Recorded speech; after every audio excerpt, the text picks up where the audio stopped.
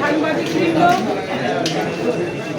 আমি 3 জানুয়ারিতে আমার মনোনয়নপত্র যাচাই বাছাই হয়েছিল। কিশোরগঞ্জ 4 আসন থেকে আমি একমাত্র নারী প্রার্থী। আপনাদের সকলের সহযোগিতা, আমার আইনজীবী ভাইদের সহযোগিতায় আমি আজকে আমার মনোনয়নপত্রটি বৈধভাবে আমি আবার ফিরে পেয়েছি।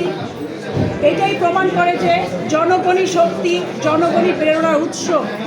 কোনো দৈব শক্তি আমাদেরকে আটকিয়ে রাখতে পারবে না। আমাকে আটকানোর জন্য অনেক চেষ্টা করা হয়েছিল। আমার মনোনয়নপত্রটি হঠাৎ করে 10টার দিকে বাতিল হয়ে যায় এবং অনেক পিছনে আমি কথা শুনেছি আমাকে যেভাবে হোক আটকানোর ব্যবস্থা করা হোক, কিন্তু আল্লাহ মহান এবং আমি সত্যের পথে আছি বলে আজকে আমার মনোনয়নপত্রটি কেউ আটকাতে পারেনি এবং আমরা প্রমাণ করেছি আমরা জনগণের সাথে আছি, জনগণের সাথে ছিলাম, জনগণের সাথে থাকবো। সাংবাদিক ভাইরা, আশা করি আপনারাও আমার পাশে থাকবেন। এই দোয়া করবেন আমার জন্য যাতে আমি বিজয় নিয়ে আপনাদের মাঝে আবার ফিরে আসতে পারি। ধন্যবাদ সবাইকে।